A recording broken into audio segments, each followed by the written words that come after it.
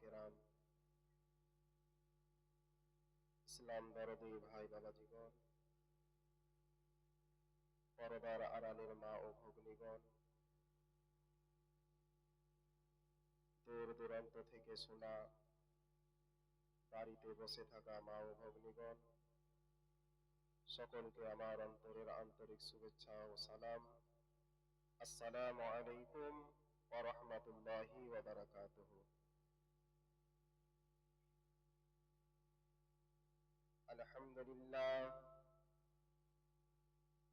আলহামদুলিল্লাহ নাহমাদুহু ওয়া নাস্তাঈনুহু ওয়া নাস্তাগফিরুহু ওয়া নু'মিনু বিহি ওয়া নাতাওয়াক্কালু আলাইহি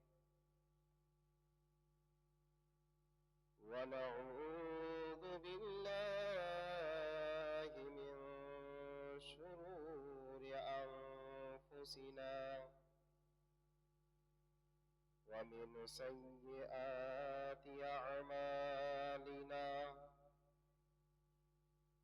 من يهده الله فلا مضل له ومن يضلله فلا هادي له ونشهد أن لا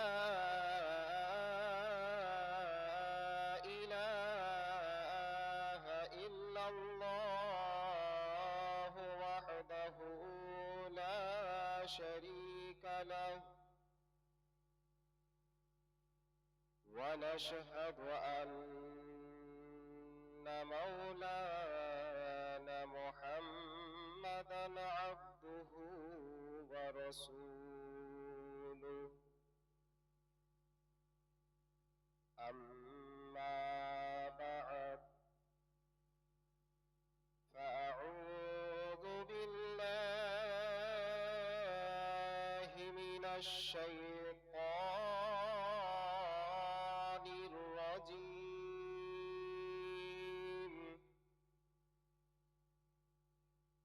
بسم الله الرحمن الرحيم. يا أيها الذين آمنوا استعينوا بالصبر والصلاة إن الله مع الصابرين.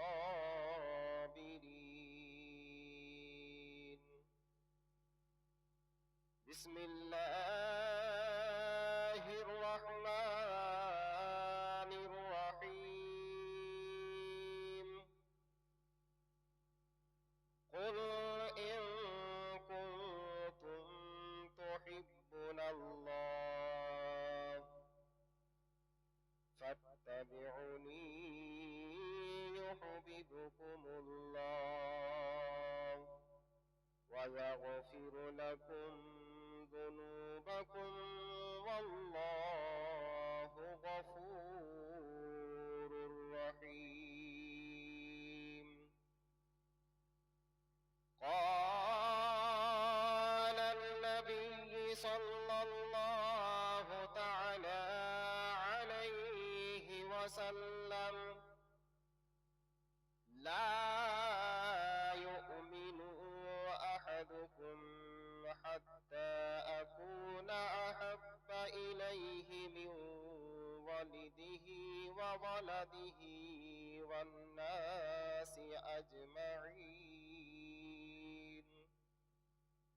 آمنت بالله صدق الله المولانا العظيم وبلغنا رسوله النبي الأمين المتين المبين الكريم ونحن على ذلك لمن الشاهدين والشاكرين والحمد لله رب العالمين.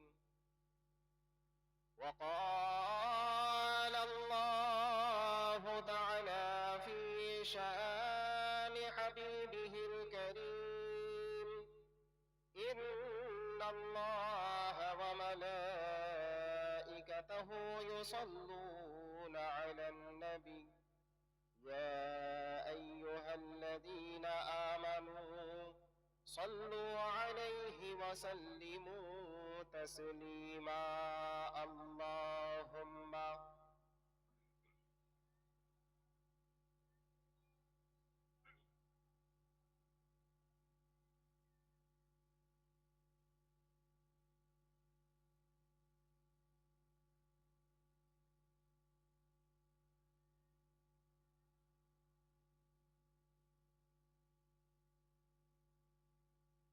محمد صلوا على محمد हर दम ज़बां से निकालो पाक नामे मोहम्मद हर दम ज़बां से निकालो शफीआना मोहम्मद पाई যদি নবী গো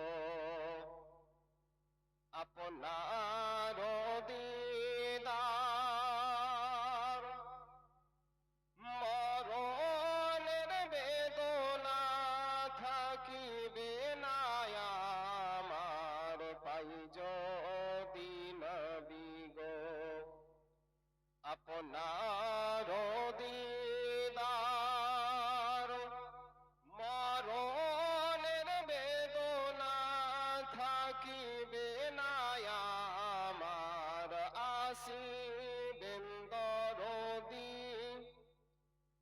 মোদের লাগিয়া আসিবেন নবীজি মোদের লাগিয়া ইয়া রাসূলুল্লাহ সকলে পড়ুন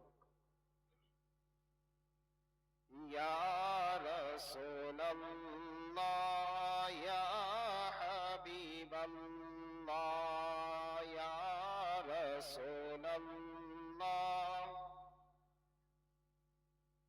মারা যাওয়ার পরে রাখিবে না ঘরে গোসল করাবে ঘরেরই বাহিরে মারা যাওয়ার পরে রাখিবে না ঘরে গোসল করাবে ঘরের বাহিরে আসিবেন নবীজি মোদের তরে ইয়া রাসূলুল্লাহ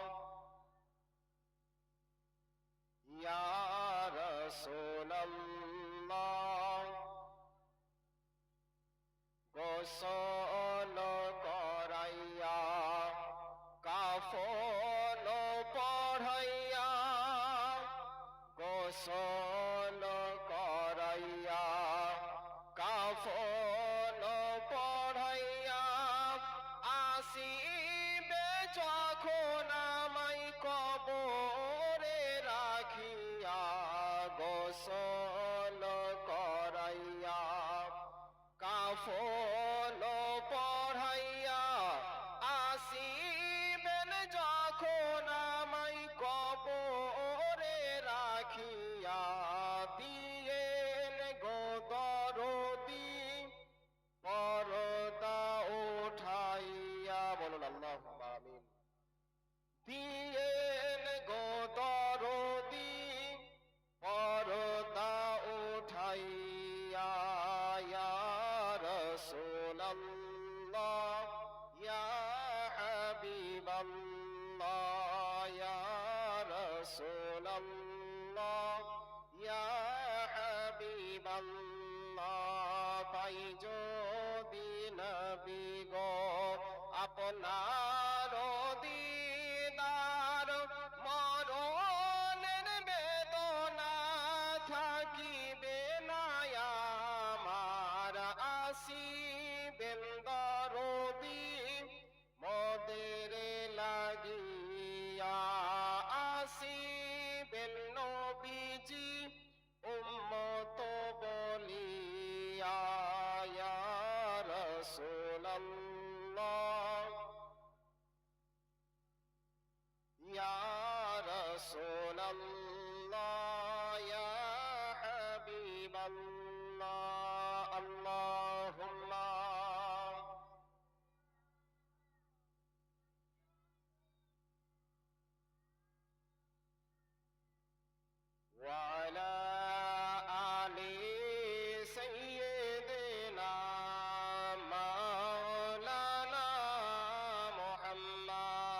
صلوا على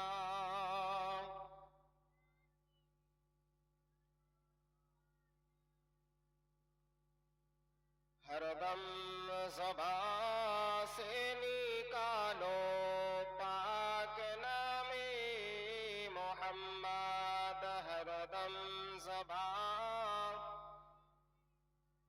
शफीआना मोहम्मद सल्लल्लाहु ताआला अलैहि वसल्लम। আলহামদুলিল্লাহ, যাবতীয় প্রশংসা হামদুলিল্লাহ মহান স্রষ্টার নিমিত্তে, যিনি এক ওয়া দ্বিতীয় ওয়াহদাহু লা শারীক,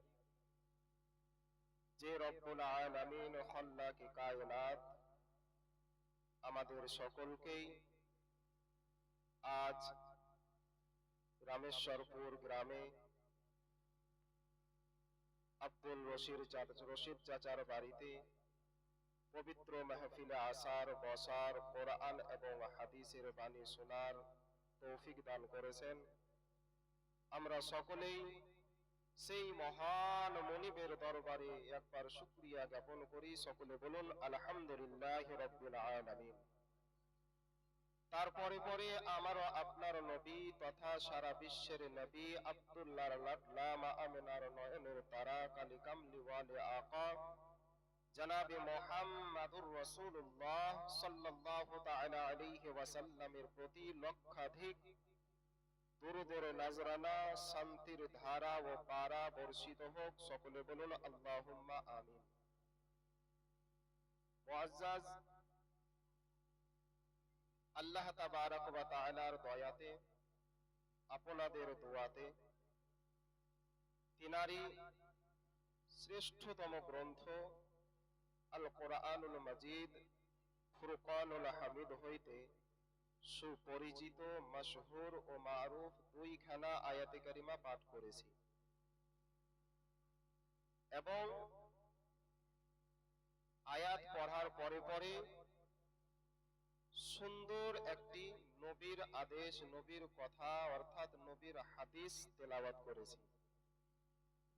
আল্লাহ তাবারক ওয়া তাআলা পবিত্র কোরআনের মধ্যে ঘোষণা করেন, ইয়া আইয়ুহাল্লাযীনা আমানুস্তাঈনু বিস-সাবর, হে ঈমানদারগণ, হে বিশ্বাসীগণ, তোমরা আমার নিকট চাও ধৈর্য, ওয়াস-সালাহ এবং নামাজের মাধ্যমে। বলুন সুবহানাল্লাহ। ইন্নাল্লাহা মা'আস সাবিরিন, নিশ্চয় আমি আল্লাহ ধৈর্যশীল ব্যক্তিত্বের সাথে রয়েছি। বলুন সুবহানাল্লাহ। অপর একটি আয়াত পাঠ করেছি, আল্লাহ রাব্বুল আলামিন ঘোষণা করেন, কুল, হে নবী আপনি বলে দিন, ইন কুনতুম, যদি তোমরা তুহিব্বুনাল্লাহ, আল্লাহকে ভালোবাসতে চাও, আল্লাহর নৈকট্য লাভ করতে চাও, ফাত্তাবিউনি ইউহিব্বুকুমুল্লাহ, তাহলে তোমরা আমার হাবিব, আমার নবী, দোজাহানের বাদশাহ নবী মুহাম্মাদুর রাসূলুল্লাহ সাল্লাল্লাহু তাআলা আলাইহি ওয়াসাল্লামকে ভালোবাসো, তাহলে আমি আল্লাহকে পেয়ে যাবে। বলুন সুবহানাল্লাহ।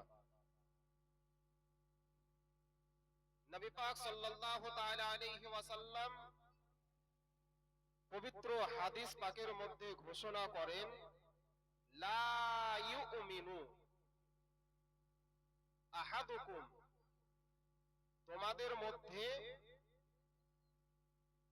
অর্থাৎ তোমরা ততক্ষণ পর্যন্ত মুমিন হতে পারো না, হাত্তা আকুনা আহাব্বা ইলাইহি, যতক্ষণ পর্যন্ত আমাকে অর্থাৎ নবীকে মিন ওয়ালাদিহি, নিজের সন্তান সন্ততি, ওয়া ওয়ালিদিহি, এবং নিজের মা এবং বাবা এবং আহলে পরিবারকে আহলে পরিবার থেকে আমি নবী মুহাম্মদুর রাসূলুল্লাহ সাল্লাল্লাহু তাআলা আলাইহি ওয়াসাল্লামকে ভালো না বাসবে ততক্ষণ পর্যন্ত তোমরা পূর্ণ মুমিন হতে পারবে না। বলুন সুবহানাল্লাহ। ব্রাদার, আল্লাহ তাবারক ওয়া তাআলার নবী আমাদেরকে হাদিস দ্বারা বুঝিয়ে দিলেন যে তোমরা সর্বপ্রথম আমি নবীকে ভালোবাসো, তারপর নিজের মা বাবা, নিজের সন্তান সন্ততি, নিজের পাড়া প্রতিবেশী এদেরকে ভালোবাসো, কিন্তু সব চাইতে প্রথম সকলের পূর্বে আমি নবীর প্রতি মহব্বত জাতাও, আমার নবীর প্রতি ভালোবাসা জাতাও, তাহলে তোমরা স্বয়ং আল্লাহকে পেয়ে যাবে। বলুন সুবহানাল্লাহ। তো ব্রাদার, তো নবীকে ভালোবাসতে গেলে কি করতে হবে? শুধু নবী নবী নবী নবী করলেই কি আমরা নবীকে ভালোবেসে নিলাম? শুধু মিলাদে এসে জালসায় এসে নবীর প্রতি দুরূদ পড়লাম, নবীকে ভালোবেসে নিলাম? যে ব্যক্তি নবীর প্রকৃত প্রেমিক, যে ব্যক্তি নবীর প্রকৃত আশিক, সে ব্যক্তি কখনোই নামাজ থেকে দূরে সরতে পারে না।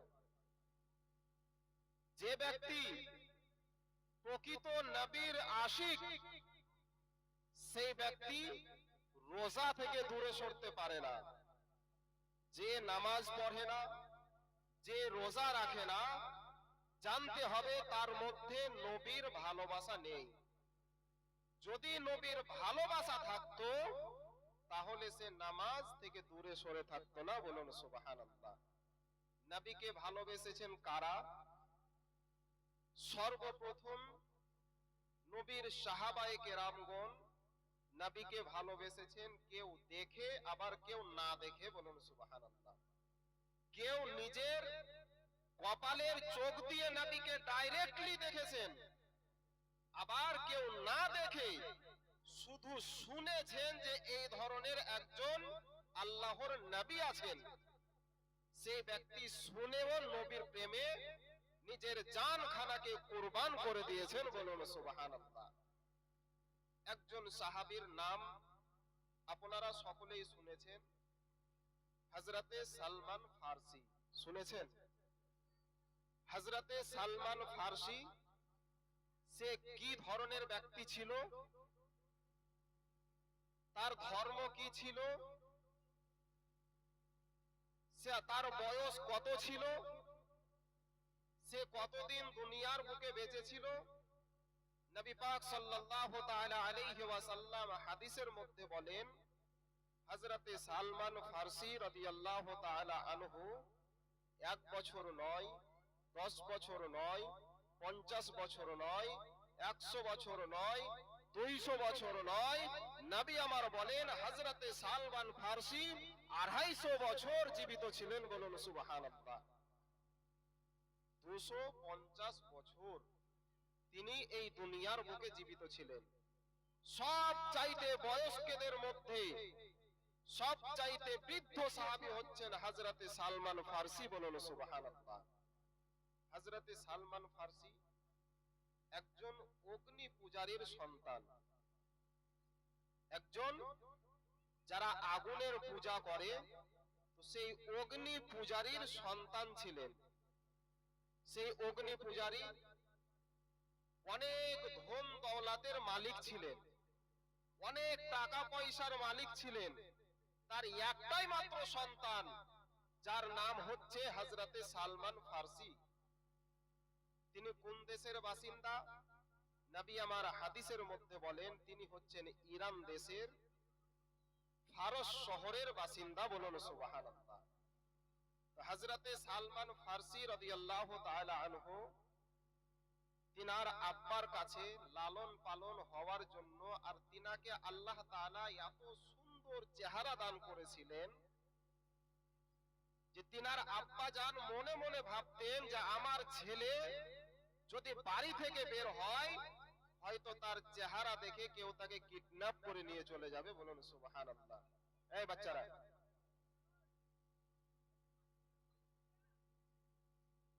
এত সুন্দর নূরানি চেহারা আল্লাহ তাবারাক ওয়া তাআলা দান করেছিলেন। তো তার আব্বা কি করত? যখন হযরতে সালমান ফার্সি ছোট্ট বাল্য অবস্থায় ছিলেন, তার আব্বা জান তার পায়ের মধ্যে একটি লোহার শিকলি দিয়ে বাড়ির মধ্যে বেঁধে রাখতেন। বলুন সুবহানাল্লাহ।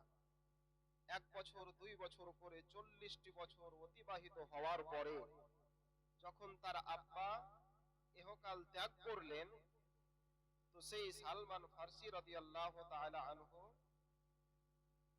অগ্নি পূজারীর একটি মস্ত বড় পণ্ডিত হয়ে গেলেন। তিনি এবার খুঁজতে লাগলেন যে আমি যে অগ্নি পূজা করছি, আমি যে আগুনের পূজা করছি, এই আগুনের মধ্যে যদি আমি পানি ঢেলে দিই তাহলে তো আগুন নিভিয়ে যাচ্ছে, তাহলে এই আগুন আমার প্রভু কি করে হতে পারে? তিনার অন্তরের মধ্যে সন্দেহ জাগলো যে এই আগুন আমার প্রভু আমার রব হতে পারে না, অতএব আমি এই আগুনের পুজো আর করব না। বলুন সুবহানাল্লাহ। তিনি হক পথের, সত্য পথের সন্ধানের জন্য বাড়ি থেকে বেরিয়ে গেলেন। একদিন 2 দিন করতে করতে একজন পাদ্রীর দরবারে গিয়ে উপস্থিত হলেন। সেই পাদ্রীকে গিয়ে বলে, বাবা, আমি সত্যর পথের সন্ধানের জন্য বেরিয়েছি। সেই পাদ্রী ছিলেন একজন খ্রিস্টান। সেই পাদ্রী বলে, আমাদের ধর্ম হচ্ছে সবচাইতে সত্য ধর্ম, এই খ্রিস্টান ধর্ম হচ্ছে সবচাইতে সত্য ধর্ম, এই ধর্মকে তুমি গ্রহণ করে নাও।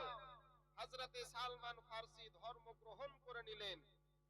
তো হযরতে সালমান রাদিয়াল্লাহু তাআলা আনহু একদিন রাত্রি বেলায় দেখছেন গির্জা ঘরের মধ্যে একটি কোণায় একটি টাকার বাক্স রাখা আছে। হযরতে সালমান ফার্সি একদিন 2 দিন করতে করতে প্রায় 1 সপ্তাহ লক্ষ্য করে দেখছেন যে মানুষ এসে সেই বাক্সর মধ্যে টাকা ভরে, আর যখন গভীর রাত হয়ে যায় এই খ্রিস্টানদের যে পাদ্রী সে কি করে, তাড়াহুড়ো করে গিয়ে সেই তালাগুলোর লকটা ভেঙে দিয়ে টাকাগুলো বের করে নিয়ে পালিয়ে যায়। তার ভিতরে আবার সন্দেহ জেগে গেল যে এই ধর্ম কখনোই সত্য ধর্ম হতে পারে না। আবার তিনি সত্যর পথে নেমে পড়লেন, সত্যর সন্ধানে বেরিয়ে পড়লেন।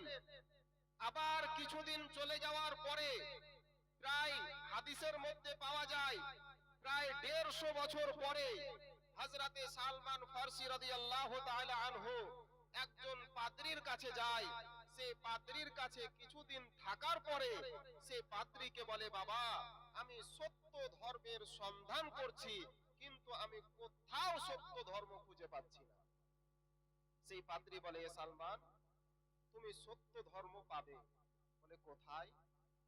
বলে, আর কিছুদিন পরে আরবের সরজমিনে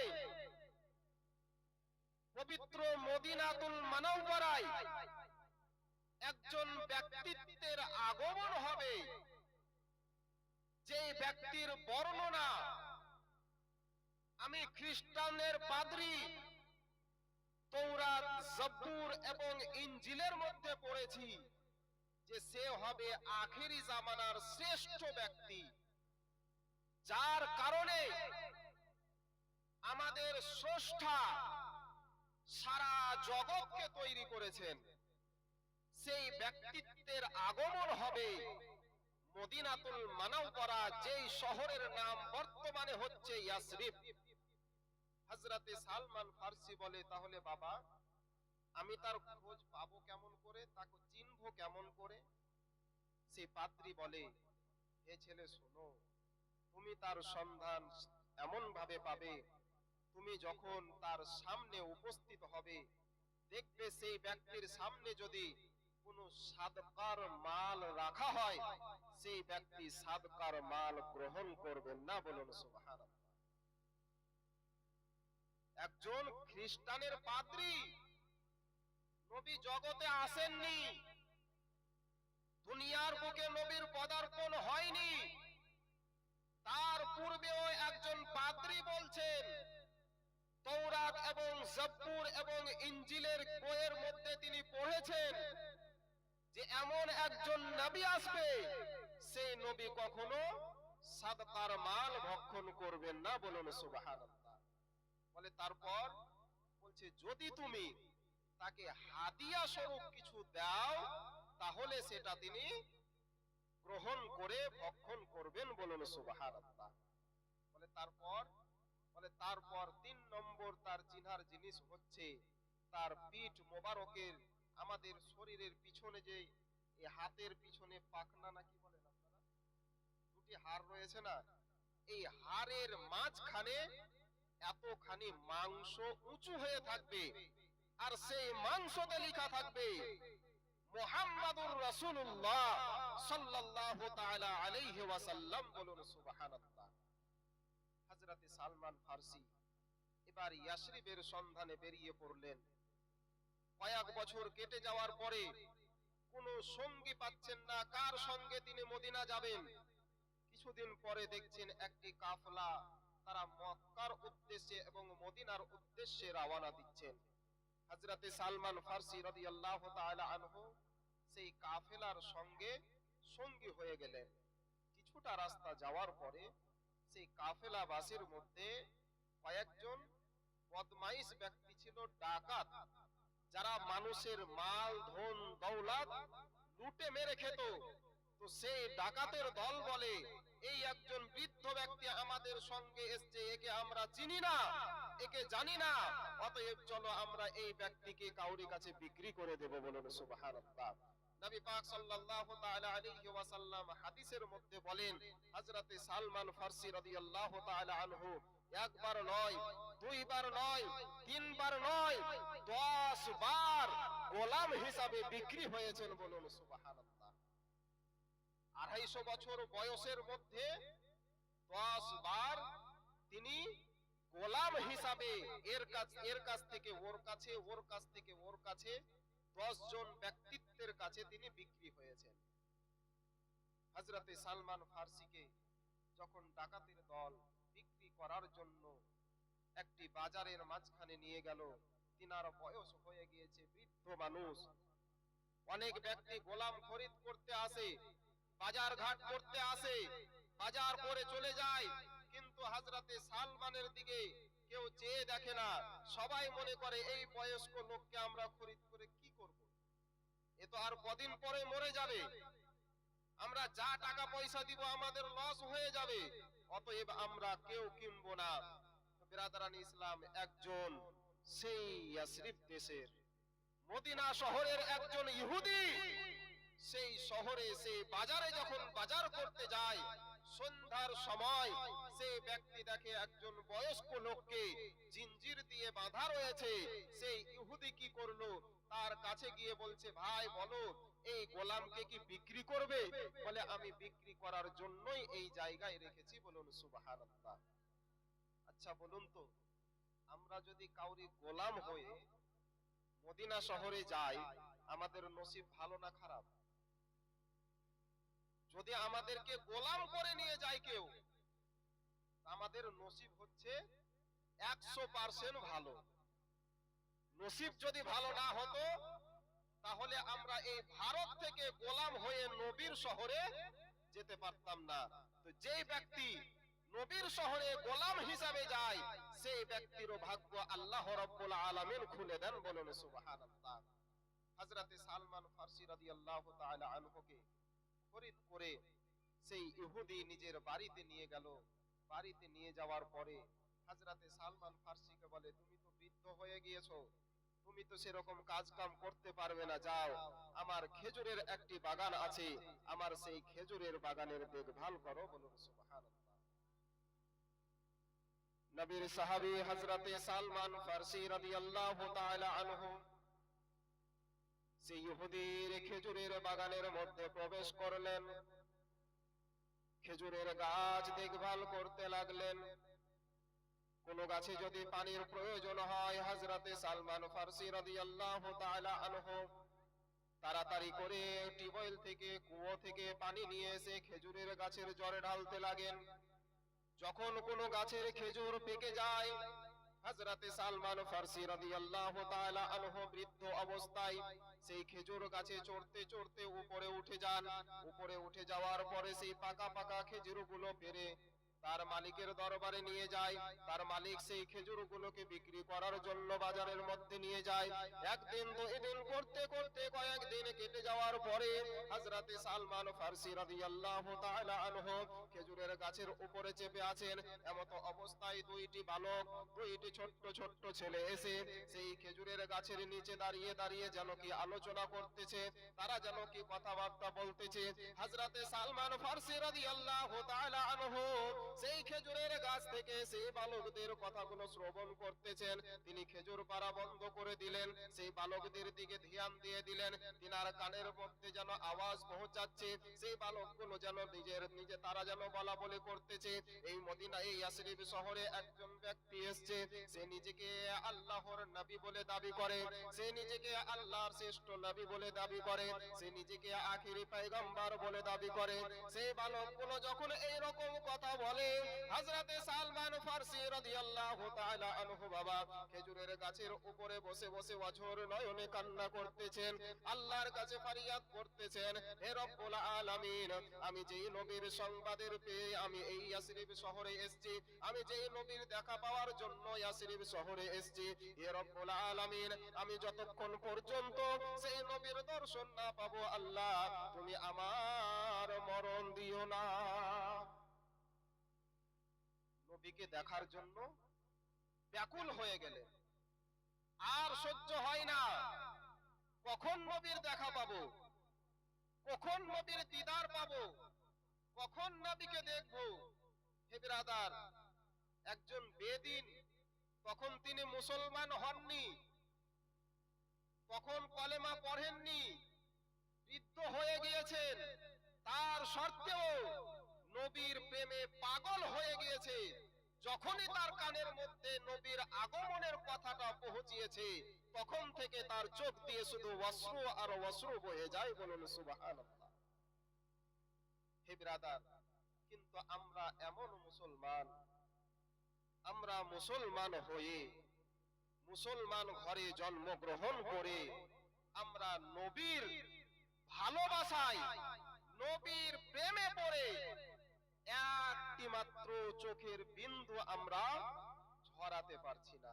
হে ব্রাদার, আমরা যদি সেই নবীর প্রেমে পড়ে, নবীর মহাব্বতে পড়ে আমাদের চোখ থেকে যদি এক ফোঁটা পানি ঝরে যায়, খোদার কসম করে বলি, আল্লাহ তাবারক ওয়া তাআলা কাল কিয়ামতের দিনে হাসরের ময়দানে সেই পানির ওসিলাতে আল্লাহ রাব্বুল আলামিন জান্নাতের মধ্যে সবচাইতে যেই জান্নাত, উন্নত মানের জান্নাত, সেই জান্নাত আল্লাহ তাবারক ওয়া তাআলা আমাদেরকে দান করবেন। বলুন সুবহানাল্লাহ। বলুন তো কে কে নবীকে দেখতে চান? হাত উঠিয়ে বলুন, ইয়া রাসূলুল্লাহ, আমরা নবীর দিদার পেতে চাই। মা বোনেরা, আপনারা জোরে বলবেন না, আমরা সবাই নবীর দিদার পেতে চাই, আমরা সবাই নবীকে স্বপ্ন যুগে দেখতে চাই। যদি আমরা একবার নবীর দর্শন পেয়ে যাই, আমরা যদি একবার নবীর দিদার পেয়ে যাই, তাহলে আমাদের এই জগৎ এবং পরজগৎ দুটাই কামিয়াবি হয়ে যাবে। বলুন সুবহানাল্লাহ। হে বিরাদার, তাই আসুন কবি একটি গজলের মধ্যে বলেন, আপনারা ততক্ষণে চাটা খান, ততক্ষণে আমি একটি ছোট্ট গজল আপনাদের সঙ্গে পরিবেশন করি। সকলে ধৈর্য সহকারে পড়বেন এবং একটাই কথা বলবেন, তোমায় নয়ন ভরে আমি দেখব, তোমায় নয়ন ভরে আমি দেখব। বলবেন তো সবাই? সবাই কি বলবেন? তোমায় নয়ন ভরে আমি দেখব। একবার দিদার দাও দয়ার নবী গো, তোমায় নয়ন ভরে আমি দেখব। বলুন সুবহানাল্লাহ। একবার দেখা দাও দয়ার নবী গো, তোমায় নয়ন ভরে আমি দেখব। একবার দেখা দাও নবী গো তোমায় নয়ন ভরে আমি দেখব, তোমায় পরাণ ভরে আমি দেখব, তোমায় পরাণ ভরে আমি দেখব, দিলের সাদ মিটায়া তোমায় দেখব, একবার দেখা দাও দয়ার নবী গো তোমায় নয়ন ভরে আমি দেখব, একবার দেখা দাও দয়ার নবী গো তোমায় পরাণ ভরে আমি দেখব। নবীর ভালোবাসায় আছে আল্লাহর ভালোবাসা, আমার মনে বহুদিনের বিরাট একটা আশা, বলুন সুবহানাল্লাহ। আরে নবীর ভালোবাসায় আছে আল্লাহর ভালোবাসা, আমার মনে বহুদিনের বিরাট একটা আশা, মন যে আর মানে না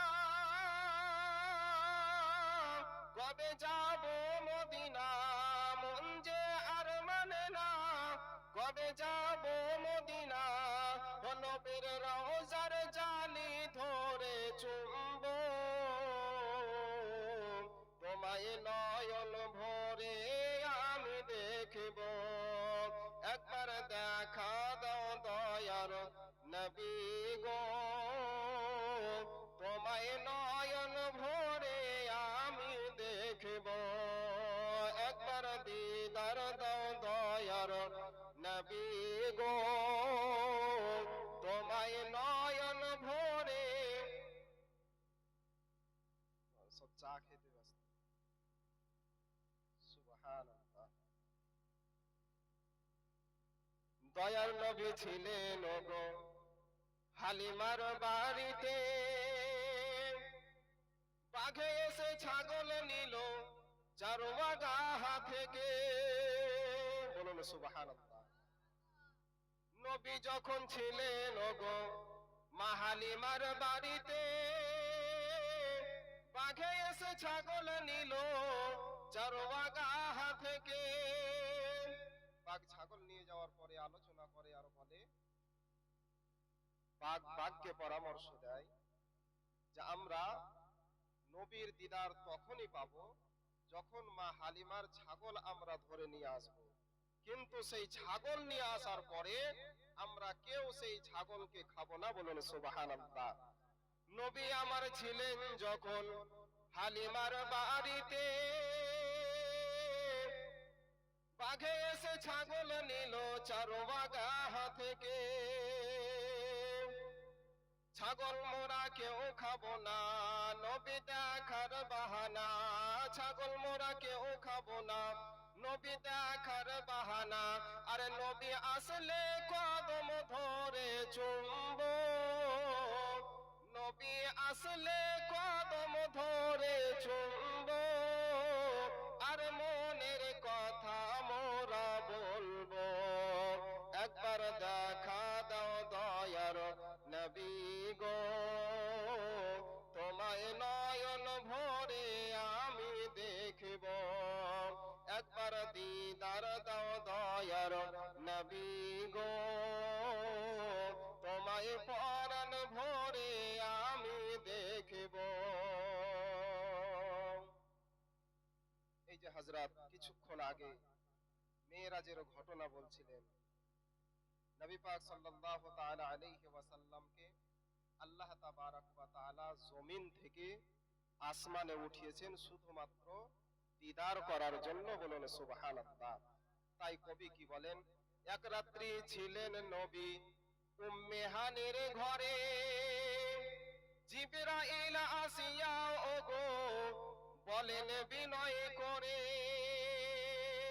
এক রাত্রি ছিলেন নবী উম্মে হানির ঘরে,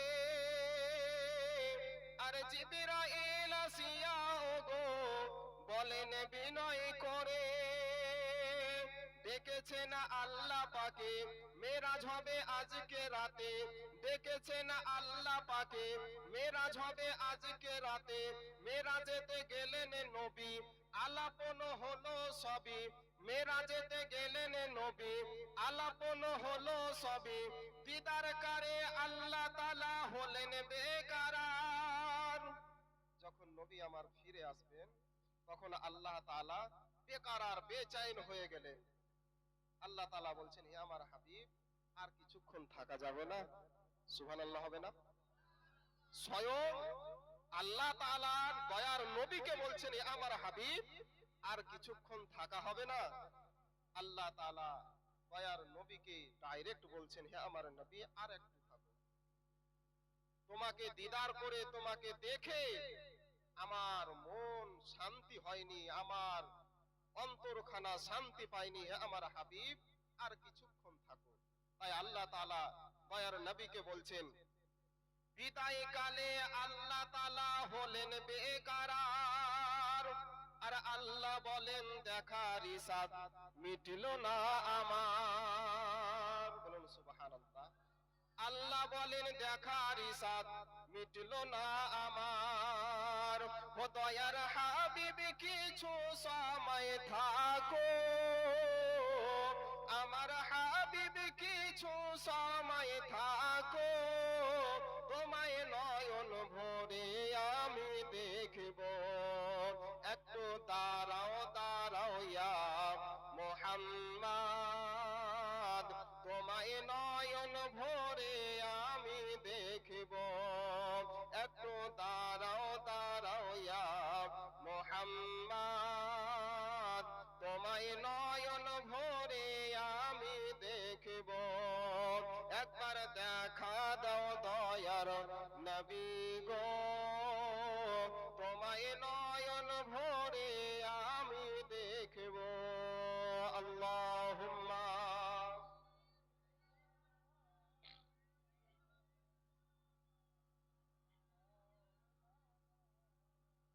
وعلى آل سيدنا مولانا محمد صلوا على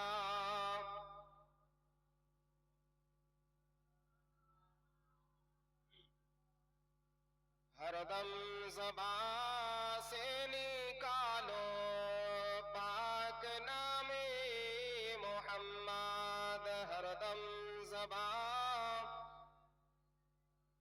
शफियाना मोहम्मद सल्लल्लाहु ताला अलैहि वसल्लम। अल्लाह अल्लाह। हजरत सलमान फारसी রাদিয়াল্লাহু তাআলা আনহু আল্লাহ রাব্বুল আলামিনকে দেখার জন্য ব্যাকুল হয়ে গেলেন। আল্লাহ রাব্বুল আলামিনকে নবী পাক সাল্লাল্লাহু তাআলা আলাইহি ওয়াসাল্লামকে দেখার জন্য ব্যাকুল হয়ে গেলেন। তাড়াতাড়ি করে খেজুর গাছের উপর থেকে তিনি জমিনের মধ্যে নেমে পড়লেন। গাছ থেকে যেই খেজুরগুলো পেরেছিলেন, একটি টুকরির মধ্যে নিয়ে নিজের মালিকের দরবারে উপস্থিত হলেন। তিনার মালিককে গিয়ে বলে, হুজুর, কয়েকদিন যাবৎ আমি জঙ্গলের মধ্যে থাকলাম, আপনার খেজুরের বাগানের মধ্যে থাকলাম।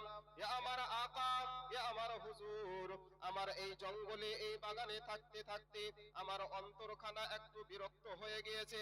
আপনি যদি আমাকে একটু অনুমতি দিতেন, আমি আপনার এই ইয়াসরিবের শহরখানা একটু ঘুরে আসতাম। হযরতে সালমান ফারসি রাদিয়াল্লাহু তাআলা আনহুকে তার মুনিব বলে, হে আমার দাসী, বলো বলো, বাগানের সমস্ত জিনিস কি দেখভাল করা হয়ে গিয়েছে? সবকিছু জিনিস কি গুছিয়ে রাখা হয়ে গিয়েছে? হযরতে সালমান ফারসি বলে, হুজুর, আমি সবকিছুই গুছিয়ে রেখে দিয়েছি। যে গাছে পানি লাগতো সেই গাছে ভালোভাবে পানি দিয়ে দিয়েছি। যেই গাছে খেজুর পাকা ছিল সেই খেজুরগুলো আমি পেরে নিয়ে এসেছি। আর বাগানের মধ্যে কোনো কাজ বাকি নাই, আর বাগানের মধ্যে কোনো কর্ম বাকি নাই। ও আমার আকা, আমার মুনিব, আপনি যদি অনুমতি দেন, আমি আজকে কিছুক্ষণের জন্য এই ইয়াসরিব শহরের বাজার খানা ঘুরে আসব।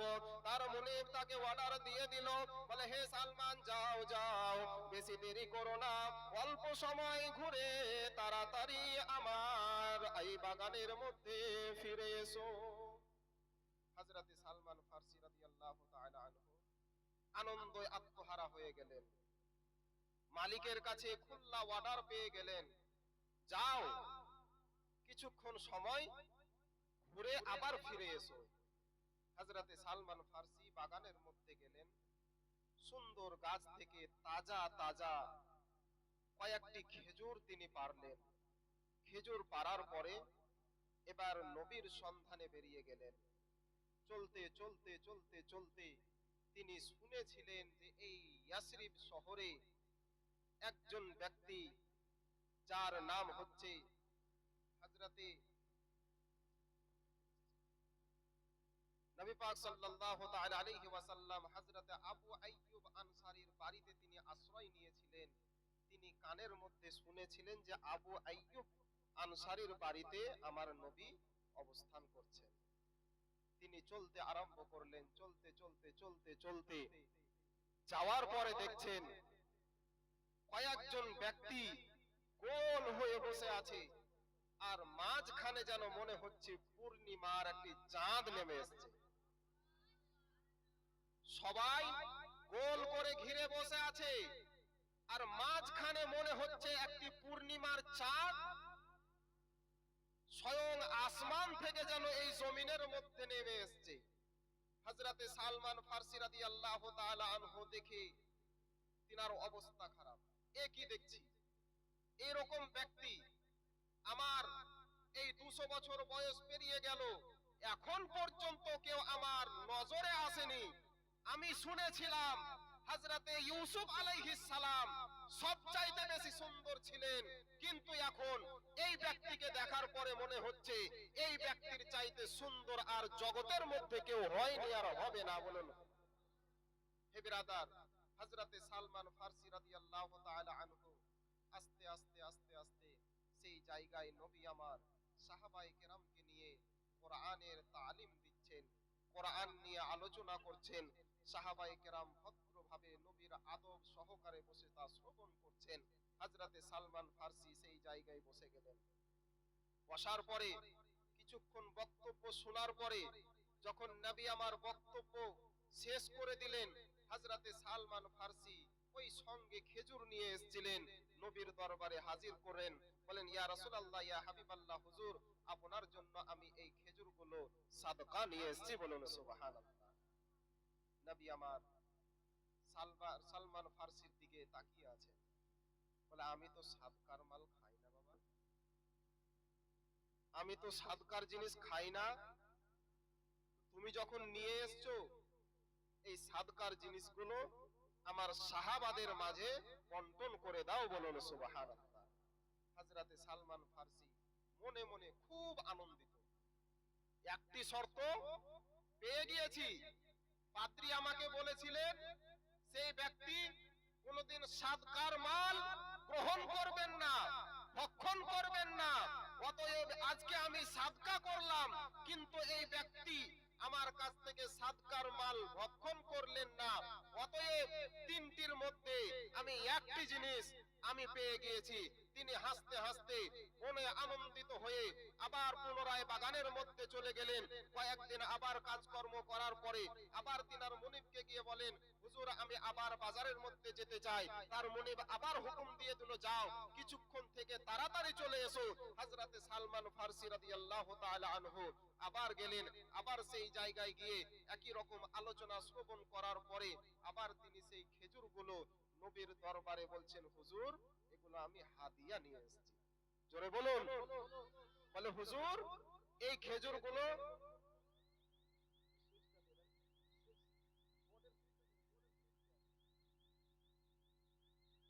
হুজুর আমি এইগুলো আপনার জন্য হাদিয়া স্বরূপ নিয়ে এসেছি, আপনি এগুলো গ্রহণ করুন। দয়ার নবী আমার সেই হাদিয়াগুলো গ্রহণ করলেন। গ্রহণ করার পরে সেই খেজুর থেকে একটি খেজুর উঠিয়ে হযরতে সালমান ফার্সির হাতে দিচ্ছেন। বলেন, হে সালমান এই খেজুরটা তুমি খাও। বলুন সুবহানাল্লাহ। কি বললেন? হে সালমান এই খেজুরটা তুমি খাও। আচ্ছা, নবীকে হযরতে সালমানের নাম কে বলল? ধ্যান দেবেন। নবী পাক সাল্লাল্লাহু তাআলা আলাইহি ওয়াসাল্লামের দরবারে হযরতে সালমান ফারসি বলেননি, হুজুর আমার নাম সালমান, আমি আপনার জন্য হাদিয়া নিয়ে এসেছি। নবী আমার বলছেন, হে সালমান। এই দ্বারা বোঝা যায় নবী আমার গায়বের খবর দিতে পারেন, বলুন সুবহানাল্লাহ। হে বিরাদার, হযরতে সালমান ফারসির হাতে একটি খেজুর দিলেন, বলেন, হে সালমান এটা তুমি খাও। তারপরে নবী আমার সেই খেজুরগুলো উঠিয়ে একটি খেজুরকে ভেঙে নিজে ভক্ষণ করলেন, বলুন সুবহানাল্লাহ। হযরতে সালমান ফারসি আনন্দিত হয়ে গেল, আনন্দে আত্মহারা হয়ে গেল, এত খুশি হলো, এত খুশি হলো। হযরতে সালমান ফারসি ছুটে গিয়ে আবার বাগানের মধ্যে চলে গেলেন। বাগানের মধ্যে যাওয়ার পরে আবার কয়েকদিন কেটে যাওয়ার পরে সালমান ফারসি আবার মুনিবকে বলে, হুজুর আমাকে আর একটা দিন আপনি সময় দিন, আমি আর কিছুক্ষণ একটু শহর থেকে ঘুরে আসি। তার মুনিব আবার তাকে সময় দিয়ে দিলেন, যাও কিছুক্ষণ থেকে আবার ফিরে এসো। নবীর সাহাবী হযরতে সালমান ফারসি রাদিয়াল্লাহু তাআলা আনহু আবার নবীর দরবারে গিয়ে উপস্থিত হলেন। অন্যদিন নবীর সামনে এসে বসেন, কিন্তু হযরতে সালমান ফারসি এবার যে এসেছেন তিনি আর সামনে না বসে নবীর পিছনে বসেছেন। হযরতে সালমান ফারসি রাদিয়াল্লাহু তাআলা আনহু যখন নবী দো জাহান সাল্লাল্লাহু তাআলা আলাইহি ওয়াসাল্লামের পিছনে বসেছেন, নবী আমার বুঝতে পেরে গিয়েছেন, নবী আমার অন্তরের খবর জেনে গিয়েছেন। এই সালমান ফারসি আর অন্যদিন আমার সামনে এসে বসতো, কিন্তু সে আমার পিছনে বসেছে, এর কারণ হচ্ছে একটাই, এই সালমান ফারসি আমার পিঠের মধ্যে যে মোহরে নবুওয়াতের মোহরটি রয়েছে, এই সালমান ফারসি এই মোহরটা দেখার জন্য পাগল হয়ে আছে। নবী পাক সাল্লাল্লাহু তাআলা আলাইহি ওয়াসাল্লাম নিজের পিঠ মোবারক চুলকানোর বাহানা করে জুব্বাখানা আস্তে আস্তে আস্তে আস্তে উপরে উঠালেন। হযরতে সালমান ফারসি রাদিয়াল্লাহু তাআলা আনহু যখন মোহরে নবুওয়াতটা দেখে নিলেন, আর সহ্য করতে পারলেন না, তাড়াতাড়ি দো জাহানের বাদশাকে পিছন থেকে জড়িয়ে ধরলেন আর সেই মোহরে নবুওয়াতের উপরে চুম্বন দিতে আরম্ভ করলেন। যত সাহাবায়ে কেরাম সেই জায়গায় উপস্থিত ছিল, দো জাহানের বাদশা নবী মুহাম্মদুর রাসূলুল্লাহ সাল্লাল্লাহু তাআলা আলাইহি ওয়াসাল্লামকে জড়িয়ে ধরার কারণে সেই সাহাবায়ে কেরাম যেন রেগে গেল। তারা যেন রাগান্বিত অবস্থায় হযরতে সালমানকে টেনে ছুটাবার চেষ্টা করে, কিন্তু সালমান ফারসি যেন কোনো মতেই ছাড়তে রাজি নয়। আমার দয়ার নবী মুস্তাফা সাল্লাল্লাহু তাআলা আলাইহি ওয়াসাল্লাম বলেন, হে আমার সাহাবারা, থামো থামো, তোমরা আজ আমার সালমানকে হটায়ো না, হটায়ো না। কেননা আমার এই বৃদ্ধ ব্যক্তি আজ থেকে নয়, বরং সে যখন 40 বছর বয়স লাভ করেছিল তখন থেকে আমি নবী আমার এই নবুওয়াতের মোহরটা দেখার জন্য পাগল হয়েছিল। সাহাবায়ে কেরাম বলেন, হুজুর আপনি কি করে জানলেন? বলে, আরে পাগল, আল্লাহ আমাকে দো জাহানের বাদশা করে পাঠিয়েছেন। আমি যেটা জানতাম না আল্লাহ তাআলা আমাকে জানিয়ে দিয়েছেন।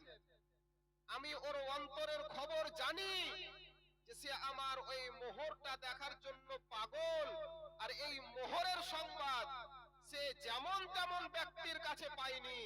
সে হচ্ছে তৌরাতের হাফিজ, জব্বুরের হাফিজ, ইনজিলের হাফিজ, একজন খ্রিস্টান পাদ্রী। যে পাদ্রী আমার এই মোহরের সংবাদটা এই সালমান ফারসিকে দিয়েছিল, এই সালমান ফারসি শুনে এতটা বিশ্বাস করেছিল যে তখন থেকে এখন পর্যন্ত আমার দিদার লাভ করা পর্যন্ত সে শুধু কান্না আর কান্না করেছে, বলুন সুবহানাল্লাহ। এবার হযরতে সালমান ফারসি রাদিয়াল্লাহু তাআলা আনহু নবী পাক সাল্লাল্লাহু তাআলা আলাইহি ওয়াসাল্লামের পা দুইখানা জড়িয়ে ধরে বলে, হুজুর আর আমি বেদিন হয়ে থাকতে চাই না, আমাকে কলেমা পড়িয়ে মুসলমান করে দিন, বলুন সুবহানাল্লাহ। নবী পাক সাল্লাল্লাহু তাআলা আলাইহি ওয়াসাল্লাম কলেমা পড়ালেন, মুসলমান হলো। এবার কিন্তু যে ইহুদির বাড়িতে কাজ করত তার মনের মধ্যে সন্দেহ জাগলো, এই সালমান ফারসির কয়েকদিন পর বাজারে যাওয়ার কারণটা কি? সে দেখতে চায় কিসের কারণে সে যায়। হযরতে সালমান ফার্সি যখন আজকে একটু লেট হয়ে গিয়েছে, তার মালিক কি করলো, বাগানের একটি কোণায় একটি খেজুর গাছের পিছনে লুকিয়ে রইল। সালমান ফার্সি যখন বাগানের মধ্যে প্রবেশ করলেন, তার মালিক তাড়াতাড়ি করে এসে বলে, বল কোথায় গিয়েছি, কোথা থেকে আসলি বল। বলে, মুসলমান কখনো মিথ্যা বলে না, আমি নবীর কলেমা পড়ে মুসলমান হয়ে গিয়েছি। সেই ইহুদি হাতখানা যত দূরে যায় এই রকম করে উঠিয়ে হযরতে সালমান ফার্সির গালের মধ্যে একটি চর মেরেছিল। খোদার কসম করে বলি, নবী আমার হাদিসের মধ্যে বলেন, হযরতে সালমান ফার্সি এত সুন্দর ছিল যে তার গালের মধ্যে যে 5টি আঙ্গুলের চর পড়েছিল, সেই 5টি আঙ্গুলের ছাপ কয়েকদিন পর্যন্ত ছিল। বলুন সুবহানাল্লাহ। এত জোরে সেই ইহুদি নবীর সাহাবীর গালের উপরে চর মেরেছিল। হে বিরাদার, যখন জানলো যে এ মুসলমান হয়ে গিয়েছে, এবার অত্যাচার শুরু। কখনো চাবুক দিয়ে মারে, কখনো লাঠি দিয়ে মারে, কখনো খেজুরের কাঁটাওয়ালা ডাল দিয়ে মারে। হযরতে সালমান ফার্সি বলে, জীবন চলে যায় চলে যাক, কিন্তু আমি নবীর কলেমা একবার পড়েছি, যেই নবীকে আমি বিশ্বাস করে নিয়েছি, যেই ধর্মকে আমি গ্রহণ করে নিয়েছি, আমার বয়স 250 বছর হতে চললো, আমি এতদিন পর্যন্ত অন্য বিভ্রান্তির মধ্যে পড়েছিলাম, কিন্তু আজকে হক পথের সন্ধান পেয়েছি। আজ আমি হক পথের অনুসারী হয়ে গিয়েছি। আমার জীবন চলে যায় চলে যাক, কিন্তু আমি নবীর কলমা ছাড়বো না। বলুন সুবহানাল্লাহ। হে বিরাদার, কয়েক বছর অতিবাহিত হয়ে গেল। হযরত সালমান ফার্সি রাদিয়াল্লাহু তাআলা আনহুর উপরে আঘাত আর আঘাত চালিয়ে যায়, আঘাত আর আঘাত চালিয়ে যায়, কিন্তু সে নবীর পাগল, নবীর পাগল, নবীর আশিক, নবীর প্রেমে আত্মহারা হয়ে গিয়েছে। মারকে মার মনে হয় না।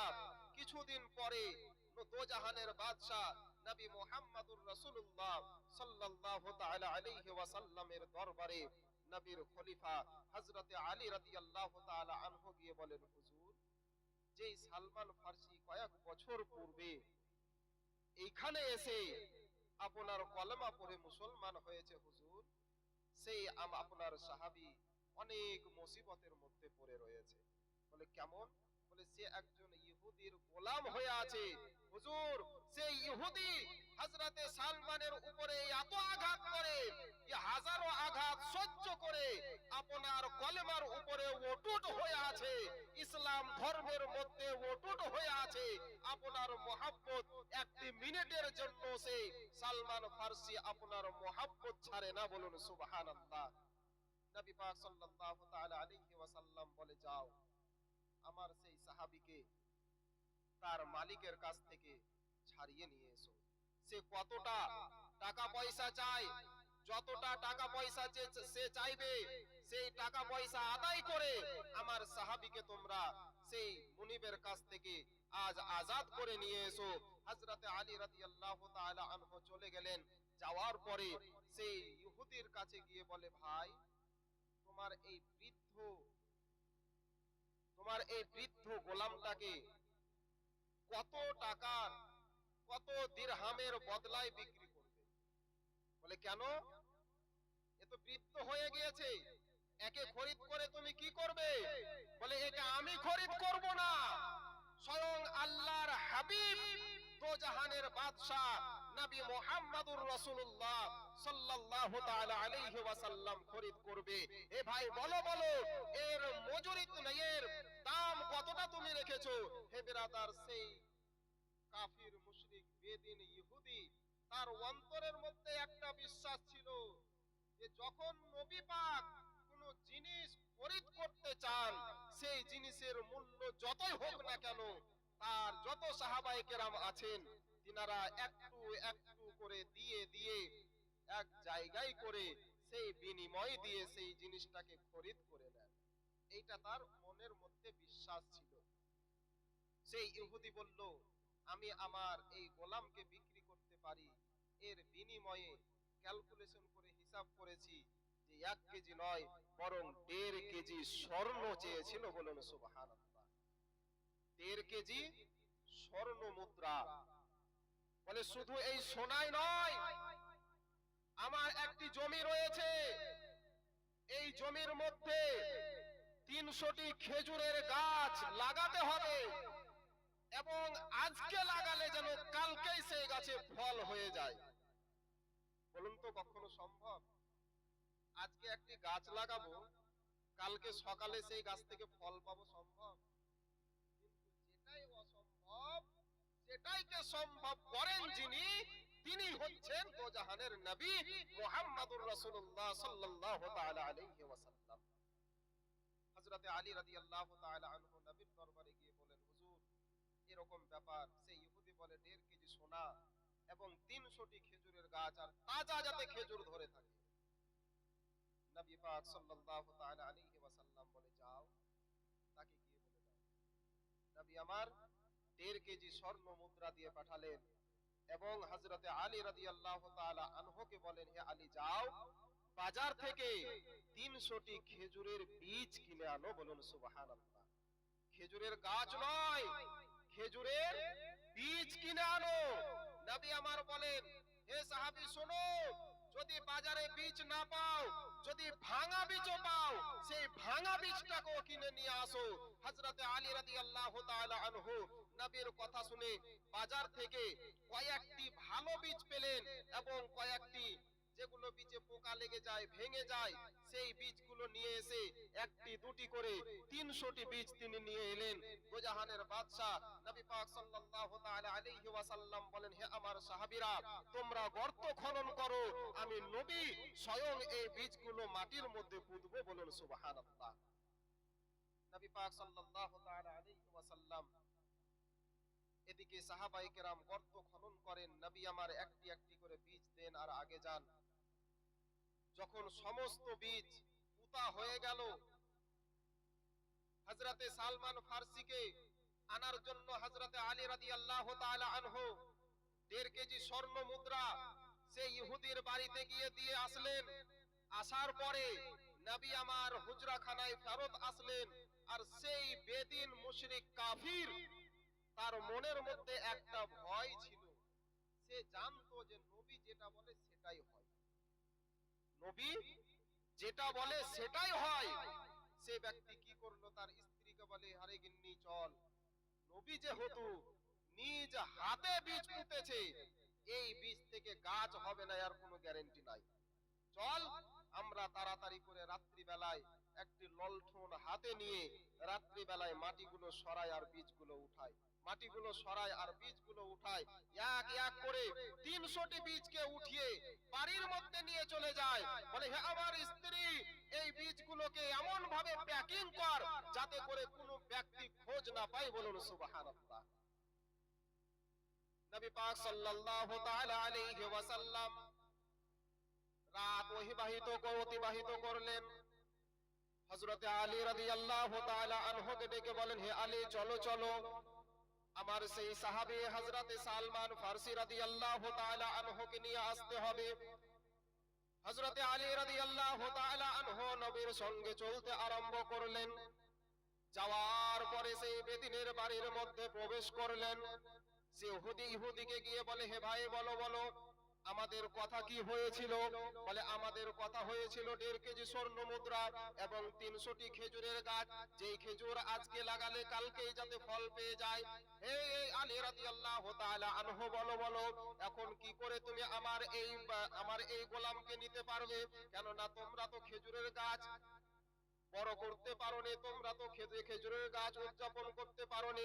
হযরতে আলী রাদিয়াল্লাহু তাআলা আনহু বলে, হে ইহুদি, তুই ঘরের মধ্যে বসে থেকে কি করে বলতে পারিস চল চল? আমার দোজাহানের বাদশা নবী মুহাম্মদুর রাসূলুল্লাহ সাল্লাল্লাহু তাআলা আলাইহি ওয়াসাল্লাম স্বয়ং নিজ হস্ত দ্বারা লাগানো সেই খেজুরের বাগানের মধ্যে দাঁড়িয়ে আছে। সেই ইহুদি তাজ্জুব হয়ে গেল, আশ্চর্য হয়ে গেল, কি করে সম্ভব? আমি তো বীজ নিয়ে পালিয়ে এসেছি, গাছ কোত্থেকে হবে? নবী পাক সাল্লাল্লাহু তাআলা আলাইহি ওয়াসাল্লামের কাছে গিয়ে দেখছেন তো সত্যি গাছ এত সুন্দর, অন্যান্য বাগানের কোন গাছের পাতা শুকিয়ে গেছে, কোন গাছ মরতে লেগেছে, কিন্তু কালকে লাগানো বীজ, সেই বীজকে আবার উঠিয়ে নেওয়া, সেই জায়গাতেও আল্লাহ রাব্বুল আলামিন ফারিস্তাদের ফারিস্তা রাদিয়াল্লাহু ফারিস্তা আলাইহিস সালামের ওসিলায়, ফারিস্তার দ্বারাই সেই জায়গাতে গাছ আল্লাহ রাব্বুল আলামিন করেছেন সেই সালমান ফার্সিকে রিহাই করার জন্য।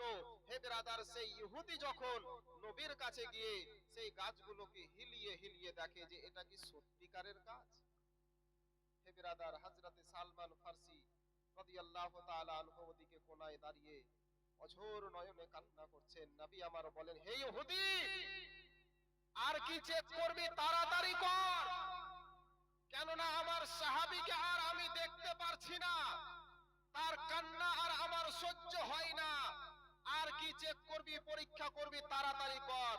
হে ব্রাদার, সেই ইহুদি একটি গাছের গোড়ায় গিয়ে গাছটাকে ধরে হিলাতে আরম্ভ করলো, গাছ থেকে টাটকা তরতাজা খেজুর জমিনের উপরে পড়লো। সেই ইহুদি সেই খেজুরটাকে উঠিয়ে ভেঙে দেখছে তো ভিতরে বীজ নাই। সুবহানাল্লাহ বলেন। খেজুরের ভিতরে বীজ নাই। খেজুর ভেঙে দেখছে তো খেজুরের ভিতরে বীজ নাই। সেই ইহুদি খেজুরটাকে মুখে দিল, মুখে দেওয়ার পরে সে অনুভব করে যে এই রকম খেজুর আমার জন্মের পর থেকে এখন পর্যন্ত কোনোদিন খাইনি। বলুন সুবহানাল্লাহ। সেই ইহুদি জিজ্ঞেস করে, হে আল্লাহর নবী, এই খেজুরের ভিতরে বীজ গেল কোথায়? বলে, আরে ইহুদি, তোরা স্বামী স্ত্রী মিলে আমাকে অপমান করার জন্য, আমার বিরুদ্ধে মামলা করার জন্য ষড়যন্ত্র করে তোরা স্বামী স্ত্রী মিলে বীজ উঠিয়েছিস। তো তোরা যেহেতু বীজ উঠিয়ে নিয়েছিস, এই গাছ হচ্ছে বিনা বীজের, তার কারণে আল্লাহ রাব্বুল আলামিন এই খেজুর গাছের মধ্যে বিনা বীজওয়ালা খেজুর দান করেছেন। বলুন সুবহানাল্লাহ। হে ব্রাদার, আর দেরি করলেন না, সেই ইহুদি পাদ্রী তাড়াতাড়ি করে নবীর পা পদতলে পড়ে গিয়ে বলে, হুজুর আমাকে ক্ষমা করে দিন। কোন কিতাবে বলছেন যে সে মুসলমান হয়েছিল, আর কোন কিতাবে বলে যে সে না মুসলমান হয়নি, কিন্তু ভালোটাই মানা হচ্ছে কর্তব্য। তো যাই হোক, সেই ব্যক্তি নবীর দরবারে পড়ে গিয়ে, নবীর পদতলে পড়ে গিয়ে বলে, হুজুর আমাকে ক্ষমা করে দিন, আপনার কলমা পড়িয়ে আমাকে মুসলমান করে নিন। বলুন সুবহানাল্লাহ। হে ব্রাদার, আল্লাহ তাবারাক ওয়া তাআলা কোরআন পাকের মধ্যে ঘোষণা করেছেন, ইয়া আইয়ুহাল্লাযীনা আমানুস্তাঈনু বিস-সাবরি ওয়াস-সালাহ। এই যে আমি যে সাহাবীর ঘটনাটা বললাম, এই ঘটনা থেকে কি বুঝতে পারলেন? বলুন, একবার বলুন, কি বুঝতে পারলেন? সুবহানাল্লাহ।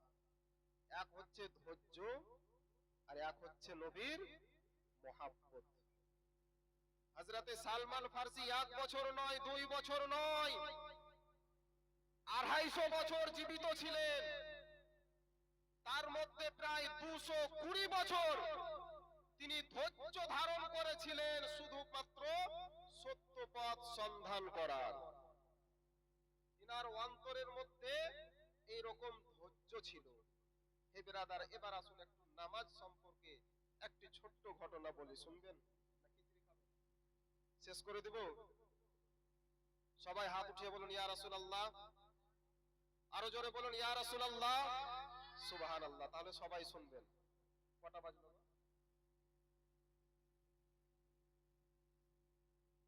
নবী পাক সাল্লাল্লাহু তাআলা আলাইহি ওয়াসাল্লাম হাদিস পাকের মধ্যে বলেন, আস-সালাতু মিফতাহুল জান্নাহ।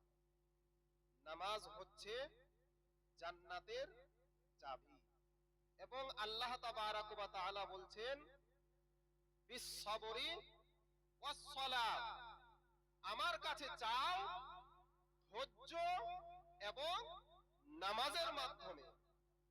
ধৈর্য ধারণ করে নামাজের মাধ্যমে, নবীর সাহাবী এবং নবীর খলিফা হযরতে উসমানে গনি রাদিয়াল্লাহু তাআলা আনহু নবী পাক সাল্লাল্লাহু তাআলা আলাইহি ওয়াসাল্লামকে একদিন দাওয়াত করছেন, হুজুর আজকে না আগামী কাল আমার বাড়িতে দাওয়াত গ্রহণ করে আমার বাড়িতে আপনার সাহাবায়ে কেরামকে নিয়ে দাওয়াত গ্রহণ করে আগামী কাল আমার বাড়ি যাবেন, বলুন সুবহানাল্লাহ।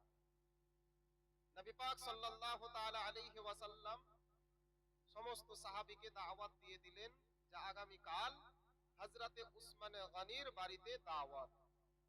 হযরতে উসমান গনি এত বড়লোক ছিলেন, এত ধন দৌলত ছিলেন যে তিনার মতন পয়সাওয়ালা সেই আরবের দেশের মধ্যে আর কোন ব্যক্তি ছিল না, বলুন সুবহানাল্লাহ। তো সেই উসমান গনি রাদিয়াল্লাহু তাআলা আনহু দো জাহানের বাদশাকে দাওয়াত দিলেন। নবী আমার দাওয়াত খাওয়ার জন্য পরের দিন সাহাবায়ে কেরামকে সঙ্গে নিয়ে চলতেছেন। হযরতে উসমান গনি রাদিয়াল্লাহু তাআলা আনহু সঙ্গে হযরতে আলী রাদিয়াল্লাহু তাআলা আনহু, তিনারা দুজন সঙ্গে একই সাথে হেঁটে যাচ্ছেন নবীর পিছনে পিছনে। তিনি দেখছেন হযরতে উসমান গনি রাদিয়াল্লাহু তাআলা আনহু হাঁটছেন আর মনে মনে ঠোঁট দুইখানা নড়িয়ে যেন কি পড়ছেন। হযরতে আলী রাদিয়াল্লাহু তাআলা আনহু খাওয়া দাওয়া সারার পরে দোজাহানের বাদশা হুজরাখানায় ফিরে এলেন। হযরতে আলী রাদিয়াল্লাহু তাআলা আনহু হযরতে উসমান গনি রাদিয়াল্লাহু তাআলা আনহুকে জিজ্ঞেস করেন, ভাই যখন আমরা একসাথে হেঁটে আসছিলাম তখন তুমি তোমার জুবানের মধ্যে কি পড়ছিলে? বলে, হে নবী সাহাবী হযরতে আলী রাদিয়াল্লাহু তাআলা আনহু, তখন হযরতে আলী রাদিয়াল্লাহু তাআলা আনহু মা ফাতেমার সঙ্গে বিয়ে হয়ে গিয়েছিল, নবীর জামাই ছিলেন। হযরত উসমান গনি বলছেন, হে আলী আমি কোন দোয়া বা কোন সূরা বা কোন হাদিস পড়ছিলাম না। বলে, কি করছিলাম? বলে, নবী পাক যে হাঁটছিলেন নবীর কদমগুলো আমি গুনছিলাম, বলুন সুবহানাল্লাহ। বলে, কারণ?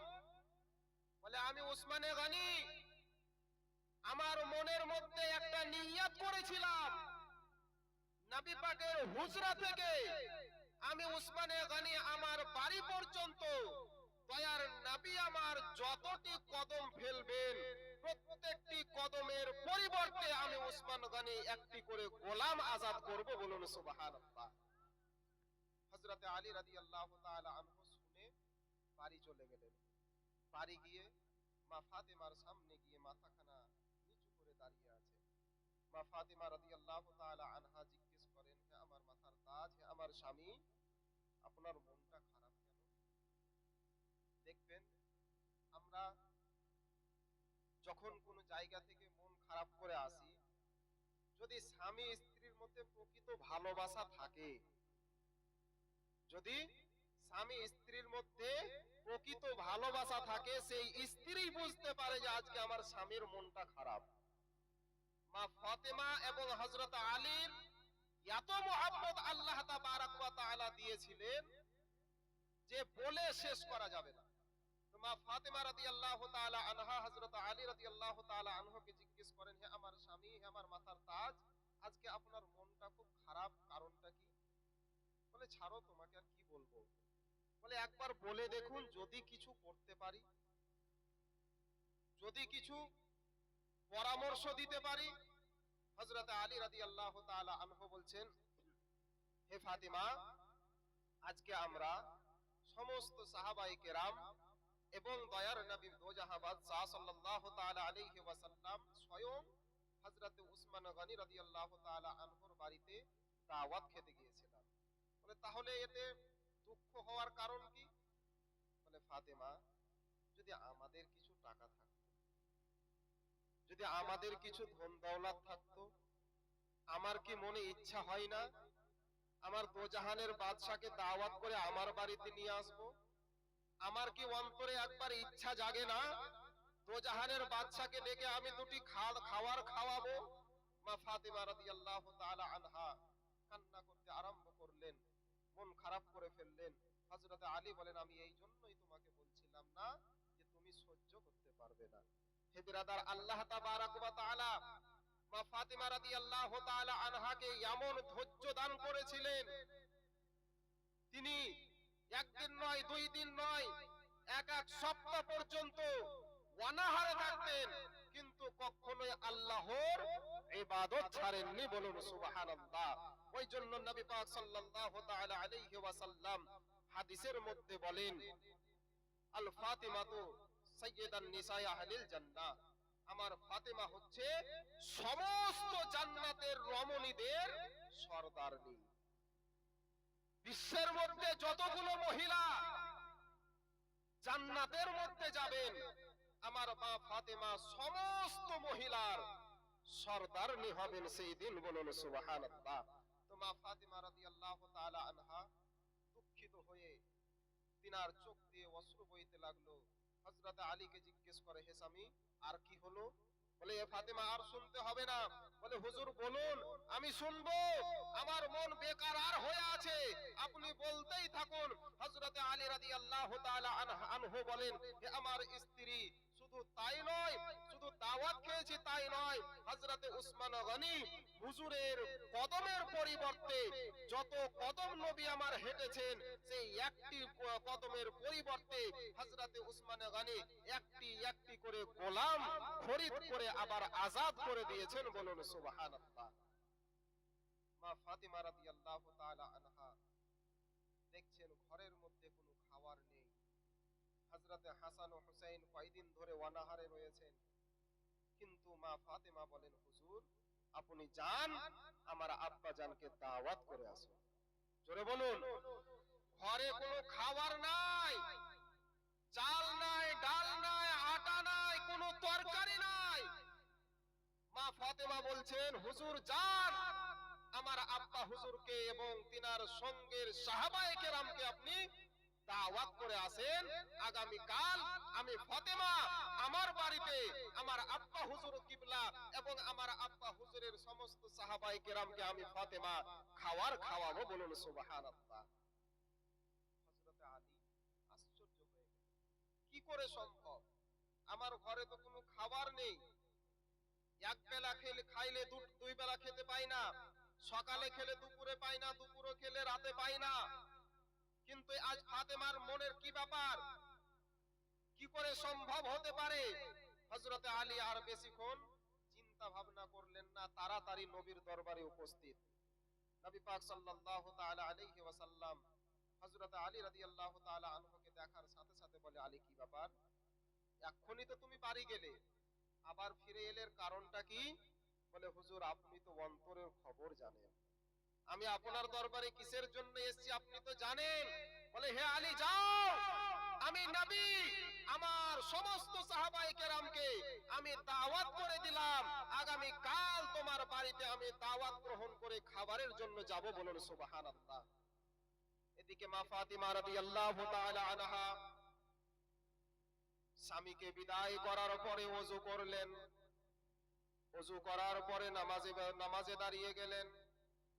নামাজে দাঁড়িয়ে যাওয়ার পরে তিনি যখন সাজদায় গেলেন, সাজদায় পড়ে গিয়ে আল্লাহ রাব্বুল আলামিনের দরবারে দোয়া করেন, হে রব্বুল আলামিন, আমার স্বামীর মন খুব খারাপ হয়েছিল, আমার স্বামীর অন্তরখানা খুব নরম হয়ে গিয়েছিল, কেননা আমার স্বামী হযরত উসমান গনি রাদিয়াল্লাহু তাআলা আনহুর বাড়িতে আজ দাওয়াত খেয়ে এসেছে।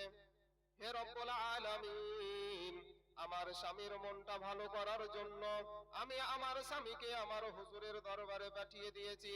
হে রব্বুল আলামিন, মাওলা তুমি তো সবই জানো, আমার বাড়ির মধ্যে কোনো খাবার নেই, আমার বাড়ির মধ্যে কোনো চাল নেই, আমার বাড়ির মধ্যে কোনো আটা নেই, আমার সন্তানরা কয়েকদিন যাবত কিছু খেতে পায়নি। হে রব্বুল আলামিন, মাওলা আমার স্বামী আমার আব্বা হুজুরকে দাওয়াত করে এসেছেন, হে রব্বুল আলামিন তুমি গায়েব থেকে সাহায্য করো, কেননা আজ যদি তুমি সাহায্য না করো আমি ফাতেমা আমার কোনো সম্মান থাকবে না। মা ফাতেমা সাজদায় পড়ে আল্লাহর কাছে কাকুতি মিনতি করছেন, হে রব্বুল আলামিন কিছু ব্যবস্থা করুন, আমার স্বামীকে আমি পাঠিয়ে দিয়েছি, আর ফিরানো যাবে না। হে আল্লাহ, আমার ঘরে কোনো খাবার নেই, তবু আমি দাওয়াত দিতে পাঠিয়ে দিয়েছি। হে রব্বুল আলামিন, তুমি গায়েব থেকে সাহায্য করো। গায়েব থেকে আওয়াজ আসে, ফাতেমা মাথাখানা উঠিয়ে নাও। জোরে বলুন, ফাতেমা মাথাখানা উঠিয়ে নাও। তোমার ঘরের মধ্যে যে বর্তনগুলো, যে হাঁড়ি বা হাঁড়ি ঢাকনাগুলো রয়েছে, প্রত্যেকটা হাঁড়ির উপর থেকে ঢাকনা সরিয়ে দাও। আমি আল্লাহ জান্নাত থেকে তোমার হাঁড়ির মধ্যে খাবার পাঠিয়ে দেব। বলুন সুবহানাল্লাহ।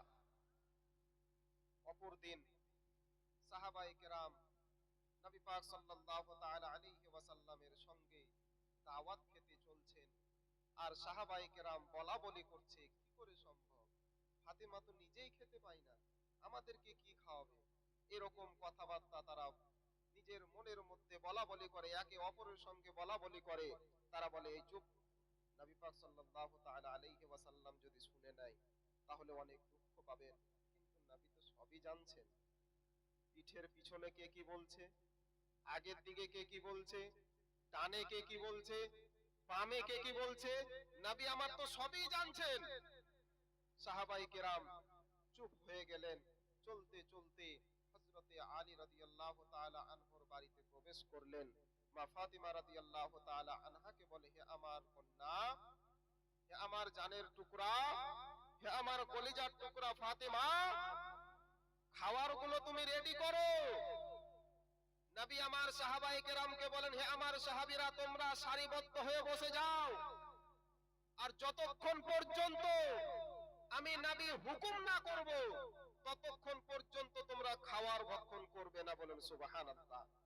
এদিকে হযরত আলী রাদিয়াল্লাহু তাআলা আনহু ঘরের মধ্যে প্রবেশ করে দেখছেন হাড়ির ঢাকনা সরিয়ে তো খাবারে পরিপূর্ণ। একরকম খাবার নয়, বিভিন্ন ধরনের খাবার। কোন হাড়িতে পায়েস রয়েছে, কোন হাড়িতে পোলাও রয়েছে, কোন হাড়িতে মাংস রয়েছে, কোন হাড়িতে আরো অন্যান্য খাবার রয়েছে। হযরতে আলী রাদিয়াল্লাহু তাআলা আনহু আশ্চর্য হয়ে গেলেন, কি ব্যাপার, কি করে সম্ভব? আমার ঘরের মধ্যে তো কোনো খাবারের সামান ছিল না, এতগুলো খাবার কোথা থেকে আয়োজন করলো ফাতেমা? হে ব্রাদার, হযরতে আলী রাদিয়াল্লাহু তাআলা আনহুকে নবী আমার ডাক দিয়ে বলে, আলী, দেরি কেন করছো? তাড়াতাড়ি খাবারগুলো আমার সাহাবাদের পাতায় দিয়ে দাও। হযরতে আলী রাদিয়াল্লাহু তাআলা আনহু খাবারগুলো একদিক একদিক করে, একটি দুটি করে, যত রকমের খাবার ছিল একটু একটু করে সবারই পাতায় দিয়ে দিলেন। নবী আমার বলেন, হে আমার সাহাবারা, এবার তোমরা বিসমিল্লাহ বলে খেতে আরম্ভ করো। সাহাবায়ে কেরাম খাবার খেতে আরম্ভ করলেন। খাবার যেমনই মুখের মধ্যে দিয়েছেন সবাই থমকিয়ে দাঁড়িয়ে, কি ব্যাপার, এত সুস্বাদু খাবার, এত সুস্বাদু খাবার কোত্থেকে এলো? এরকম খাবার তো আমরা কোনোদিন খাইনি, আজকে এত সুন্দর খাবার কোত্থেকে এলো? নবী পাক সাল্লাল্লাহু তাআলা আলাইহি ওয়াসাল্লাম বলেন, হে আমার সাহাবীরা, তোমরা রাস্তার মধ্যে বলছিলে ফাতেমার ঘরে তো কোনো খাবার নাই, আমাদেরকে কি খাওয়াবে? হে আমার সাহাবীরা, শুনো শুনো, এটা কোনো দুনিয়াবি খাবার নয়, স্বয়ং আল্লাহ তাবারক ওয়া তাআলা হযরতে জিবরিল আলাইহিস সালামের মারফতে আমার কন্যা, আমার কলিজার টুকরা ফাতেমার ঘরে আল্লাহ রাব্বুল আলামিন জান্নাত থেকে এই বিভিন্ন ধরনের খাবার পাঠিয়ে দিয়েছেন। বলুন সুবহানাল্লাহ। হে ব্রাদার, সাহাবায়ে কেরাম খাবার খেলেন। মা ফাতিমা রাদিয়াল্লাহু তাআলা আনহা আবার ওযু করে নামাজের জন্য দাঁড়িয়ে গেলেন। নামাজ পড়তে আরম্ভ। মা ফাতিমা রাদিয়াল্লাহু তাআলা আনহা সাজদায় পড়ে গেলেন। সাজদায় পড়ে যাওয়ার পরে আল্লাহ রাব্বুল আলামিনের দরবারে দোয়া করেন, হে রব্বুল আলামিন মাওলা, হযরত ওসমান গনি রাদিয়াল্লাহু তাআলা আনহু আমার আব্বা জানের কদমের পরিবর্তে একটি একটি কদমের পরিবর্তে একটি একটি করে গোলাম খরিদ করে আজাদ করে দিয়েছে।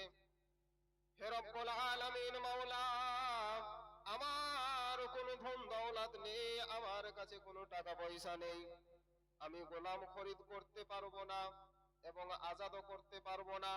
হে রব্বুল আলামিন, কাল কিয়ামতের দিনে হাসরের ময়দানে আমার আব্বা জানের গুনাহগার উম্মত নিজের গুনাহের কারণে নফসি নফসি করে এপার থেকে ওপার ওপার থেকে ওপার ছুটাছুটি করবে। হে রব্বুল আলামিন, আমি আমার আব্বা জানের আমার নবীর কন্যা হযরতে ফাতিমাতুজ জোহরা রাদিয়াল্লাহু তাআলা আনহা, যাকে আমার আব্বা জান জান্নাতের রানী বলে ঘোষণা করে দিয়েছেন, হে রব্বুল আলামিন, হাসরের দিনে আমার আব্বার যত গুনাহগার উম্মত রয়েছে, হযরত ওসমান গনি একটি কদমের পরিবর্তে একটি করে গোলাম আজাদ করেছে। হে রব্বুল আলামিন, আমি গোলাম চাই না, আমি টাকা পয়সা চাই না।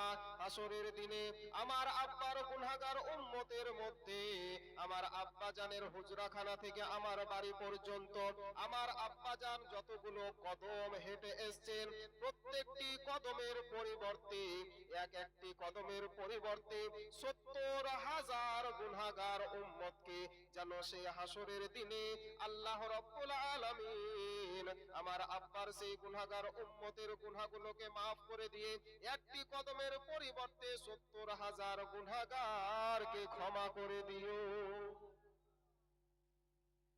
টাকা চাইলেন না, ধন দৌলত চাইলেন না, এদিকে নবী ভাবছেন উম্মতের কথা, নবীর কলিজার টুকরাও ভাবছেন নবীর উম্মতের কথা, আর আমরা ভাবছি দুনিয়ার টাকা পয়সার কথা। নবী আমার ৬৩ বছর বয়সে কোনদিনও টাকা বলে ভাবেননি, ভেবেছেন শুধুমাত্র একটাই কথা, আমার গুনাহগার উম্মতের কি হবে, আমার গুনাহগার উম্মতের কি হবে, আমার গুনাহগার উম্মতের কি হবে। হে বিরাদার, শুধু তাই নয়, কাল কিয়ামতের দিনে হাসরের ময়দানে যখন প্রত্যেকটি গুনাহগার নিজের গুনাহের বোঝা মাথায় নিয়ে এপার ওপার ছুটাছুটি করবে, সমস্ত নবীদের দরবারে হাজির হবে, সবাই বলবে ইজহাবু ইলা গায়রি, অন্যজনের কাছে চলে যাও, আমার দ্বারা সুপারিশ করা সম্ভব নয়। শেষ পর্যন্ত দোজাহানের বাদশা নবী মুহাম্মদুর রাসূলুল্লাহ সাল্লাল্লাহু তাআলা আলাইহি ওয়াসাল্লাম বলবেন, হে আমার গুনাহগার উম্মতেরা, আমার দিকে এসো, আমি তোমাদের সুপারিশ করে জান্নাত নসিব করব। বলুন সুবহানাল্লাহ। হে বিরাদার, আমি আয়াতে কারিমা পাঠ করেছিলাম, ইয়া আইয়ুহাল্লাযীনা আমানুস্তাঈনু বিস-সাবরি ওয়াস-সালাহ। নামাজের মাধ্যমে মা ফাতিমা কি পেলেন বলুন? আল্লাহর কাছে জান্নাতি খাবার পেলেন। আচ্ছা, মা ফাতিমা তো স্বয়ং জান্নাতের খাবার পেয়ে গিয়েছেন, আমরা যদি নামাজের মাধ্যমে রাত্রি বেলায় তাহাজ্জুদের সময় উঠে তাহাজ্জুদের নামাজ পড়ে আল্লাহর দরবারে নিজের মাথাখানা ঝুঁকিয়ে দিয়ে চোখ দিয়ে অশ্রু ঝরিয়ে একবার আল্লাহর দরবারে চাই, আল্লাহ শুনবেন কি শুনবেন না? অবশ্যই শুনবেন। কিন্তু আমরা হয়ে গিয়েছি হতভাগা। কয় বিঘা ধান লাগাবো, কতখানি বিছন উঠাবো, নামাজ পড়তে গিয়ে মসজিদের মধ্যে আজ কয়াটি বিছন মারলাম রে, মনে পড়ে না, আজ কটা মুনিশ করব, কাল কটা মুনিশ করব, কাল কতখানি ধান পুঁতবো, এগুলো আলোচনা আমরা নিজের অন্তরের মধ্যে রেখে দিই, কিন্তু মন থেকে আল্লাহকে রাজি করার জন্য, আল্লাহর নৈকট্য লাভের জন্য আমরা সাজদা দিতে পারি না। আমরা নামাজের মধ্যে যাই, কেউ দুঃখ নেবেন না, অনেক ব্যক্তিকেই দেখা যায় কে দেখছে ঘড়ির দিকে, কে দেখছে ফ্যানের দিকে। বিরাদার, এদিক ওদিক তাকাতাকি করলে নামাজ হবে না, নামাজ অন্তর থেকে পড়তে হবে। যদি একবার একটি সাজদা আল্লাহর দরবারে কবুল হয়ে যায়, খোদার কসম করে বলি, কাল কিয়ামতের দিনে হাসরের ময়দানে ওই একটি সাজদার ওসিলাতে আল্লাহ রাব্বুল আলামিন ৬০ বছর ৭০ বছর হাজার হাজার বছরের গুনাহকে আল্লাহ maaf করে দিবেন, ওই একটি সাজদার ওসিলায় জান্নাত নসিব করবেন। বলুন সুবহানাল্লাহ। বলুন তো সবাই নামাজ পড়বেন কিনা? ইনশাআল্লাহ বলুন। ইনশাআল্লাহ আমরা সবাই নামাজ পড়ব। নামাজ থেকে কেউ দূরে সরিয়েন না বাপ, নামাজ ছাড়া কোনো গতি নেই। মা বোনেরা আমার, আজ মা বোনেরা খুব মজা নিচ্ছে যে আজকে আমাদেরকে কিছুই বলেনি। মা বোনেরা মনে করছে আমাদেরকে কিছুই বলেনি। যদি মন থেকে মা ফাতেমার এই ঘটনাটা শুনে থাকে আমার মা বোনেরা, তাহলে এই রাত্রের মধ্যে তারা পরিবর্তন আনবে। আর যদি মন থেকে এই ঘটনা না শুনে থাকে, যদি সিরিয়ালের বাহানায়, যদি সিরিয়ালের ধ্যানে থাকে, আর কার বক্তব্য শুনতে মজা লাগছে, কার গজল শুনতে মজা লাগছে, এই ধারণা নিয়ে যদি বক্তব্য শুনে থাকে, তাহলে পরিবর্তন হবে না। হে মা বোনেরা, কেউ দুঃখ নেবেন না। মা কয় দিনের জিন্দেগি। এই বাড়ি থেকে আমার চাচি যান চলে গেলেন, তিনি মৃত্যুবরণ করার কদিন পূর্বে আমার রশিদ চাচার হাতে একটি ঘা হয়েছিল। তা আমি একদিন চাচাকে দেখতে এলাম। আমি কালকে বাড়ি যাব, বাড়ি যাওয়ার আগের দিন চাচাকে দেখতে এলাম যে আমি বাড়ি যাব, তো চাচাকে একবার দেখে আসি। দেখতে এসে চাচি আমাকে বলছে, বাপ তোমার নাকি বেটা হয়েছে, একটু ছবিটা দেখা। সুবহানাল্লাহ। আমার বেটার ছবিটা আমার চাচিকে দেখালাম। তো শুধু ছবি নয়, আমি বাড়িতে ভিডিও কল করে আমার সেই ছোট্ট ছেলেটাকে আমার চাচিকে দেখালাম। তারপরে আমি পরের দিন বাড়ি গেলাম। বাড়ি গিয়ে 4 দিন পর শুনছি চাচি আর এই দুনিয়ার মধ্যে নাই। আমি কি ভাবতে পেরেছিলাম যে এই চাচি আমার আর দুনিয়ায় থাকবে না? কখনোই ভাবিনি, মনের মধ্যে প্রশ্নই আসেনি। সেরকম অসুস্থও হয়নি যে বিছানে পড়ে পড়ে রয়েছে, প্রস্রাব পায়খানা বিছানায় করছে, এমনটাও হয়নি। এক একটু কিছু অসুখের বাহানায় আল্লাহ রাব্বুল আলামিন সেই চাচিকে উঠিয়ে নিলেন। এই চিন্তা ভাবনাটা আমার মা বোনেরা করে না, যে কখন যে মরে যাব। এই নিঃশ্বাসের কোনো বিশ্বাস নেই, এই নিঃশ্বাসের কোনো গ্যারান্টি নেই। মানুষের আসার একটি সময় নির্ধারিত করা আছে যে এই সময়ের মধ্যে এই ব্যক্তি আসবে। মায়ের গর্ভের মধ্যে সন্তান এলে হয়তো আমরা 1 মাস পরে 2 মাস পরে জানতে পারি, যখন তখন আমরা হিসাব করে ক্যালকুলেশন করে বলি যে 9 মাস পরে, হয়তো জানুয়ারির এত তারিখে বা ডিসেম্বরের এত তারিখে আমার ঘরে সন্তানের জন্ম হবে। কিন্তু কখন যে আমি মরব, এই হিসাবটা কোনো মায়ের লালের ক্ষমতা নাই যে বলতে পারে। তো মা বোনেরা আমার, সবাই সাবধান হয়ে যান। এই মিলাদ মাহফিল করার উদ্দেশ্য হচ্ছে একটাই, মানুষকে কোরআনের বাণী শোনার, হাদিসের বাণী শোনাবার এবং তার প্রতি আমল করাবার। মা ও বোনেরা আমার, এই যে আমি কয়েক মিনিট আলোচনা করলাম, মা ফাতেমার একটি ঘটনা বললাম। মা ফাতেমার এই ঘটনাটাকে মনে রেখে, স্মরণ রেখে রাত্রিবেলায় আল্লাহর দরবারে ইস্তেগফার করে, আল্লাহর দরবারে নিজের মাথাখানা ঝুঁকিয়ে আল্লাহর কাছে চান। কিন্তু খবরদার এটা চাইবেন না যে জিনিসটাকে নবী আমার আল্লাহ হারাম করেছে, যেটাকে নাজায়েজ বলে ঘোষণা করেছেন, এই জিনিস কখনোই চাইবেন না। কেননা এর বিপরীত হয়ে যেতে পারে। আপনি চাইবেন একটা, উল্টো হয়ে যেতে পারে, তখন এটা বলিয়েন না, আল্লাহর উপরে দোষ চাপায়েন না। খবরদার কখনো নাজায়েজ এবং হারাম জিনিস আল্লাহর দরবারে কখনোই চাইবেন না। যেটা হালাল, যেটা জায়েজ, যেটা পাক পবিত্র, সেই জিনিসটা আল্লাহর দরবারে চান।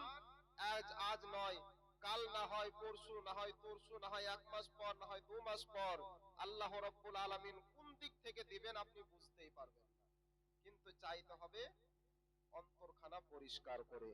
যাই হোক, বলাও ভাষার, বলার বক্তব্য অনেক আছে, কিন্তু এদিকে খিচুড়ি ঠান্ডা হয়ে যাচ্ছে। আমি যাহা কিছু আলোচনা করলাম, বলাও ভাষার মধ্যে যদি ভুল ত্রুটি হয়ে থাকে, তাহলে সকলেই ক্ষমা করে দিবেন। এবং আসুন আমরা আল্লাহর দরবারে সকলে একবার